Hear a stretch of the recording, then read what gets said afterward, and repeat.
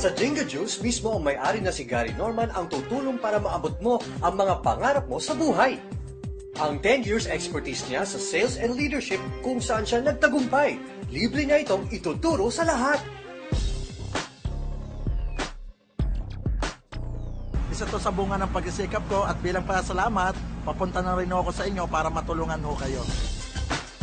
Pala yung dinadala kong sakyan pag pupunta ako sa ibang lugar, lalo ho dito sa Luzon. Ako ho, dating simple tao lang, pero ang dinadrive ko kong coffee ngayon ay bilang na bilang ko dito sa Pilipinas. So, nakaka-overwhelm ko. Ang maganda dito sa Jinga Juice, alam ko lahat ng pangangailangan nila, kaya pinaganda ho namin ng todo yung sistema ho ng negosyo, pati yung produkto ho namin. Maraming karamdaman ang nalunasan ng Power Health Drink na ito. Meron kasing dalawang superfoods, ang wheatgrass at guyabano, na nagbibigay ng maraming health benefits sa katawan at cancer fighter pa. Sa ganda ng produkto, pumapatok ngayon ang Jinga Juice sa buong bansa. First of all, I'd like to say thank you to the public for the overwhelming response to Jinga Juice.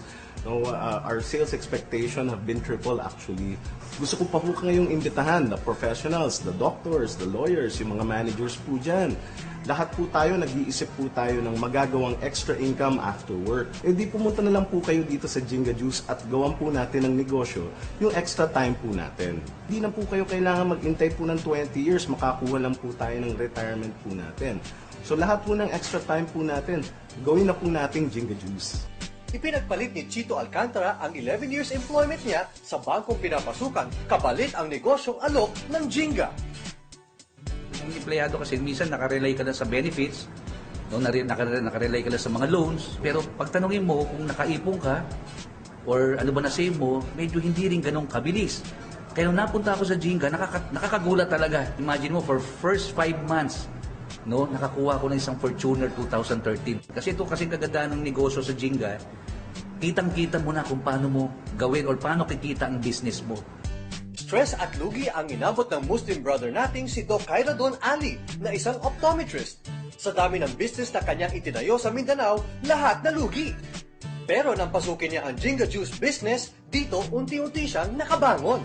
Lahat po yun hindi naging successful. Malaki yung ambition ko mga pangarap ko So hindi po ako nagkamali kasi sa maikling panahon, isa ako sa mga top earner na ng Jinga Juice. Nalalasap ko na yung simpleng buhay na hinahanap ko. Sa mga kababayan ko po sa Mindanao, lalo na po yung mga Muslim, sana po ay makita ninyo kung ano po yung nakita ko. Na ubakalo-kalo na mabagwe, kasukya pakasuldang sa gingay, datara sistema na mala amya salinsi ko, ginawa ko, agusi ko pamilya ko. 16 years na magkaibigan si Gary Norman at James Cervantes. Sabay nilang nakamit ang lahat ng pangarap nila sa buhay.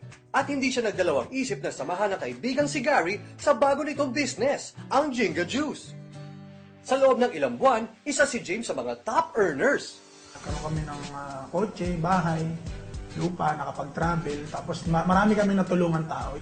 Bali sa Jinga Juice, ang very promising yung company. Maganda yung product niya, maganda yung start ng business. Kaya ang ano ko lang sa tao, sana i-consider nila, open mind lang, tapos maniwala lang sila na maganda to, mangyayari naman talaga makakatulong yung Jinga Juice sa kanila. Bali yun yung motivation ko sa sarili ko, kaya ako natupad yung pangarap ko. Kung nais mong mabago ang buhay mo, kilos na! Attend na ng Business Orientation Seminar ng Jinga Juice. Welcome mo kayo dito sa Jinga Juice. Monday to Saturday po, 2:30 at 7 ng gabi ho.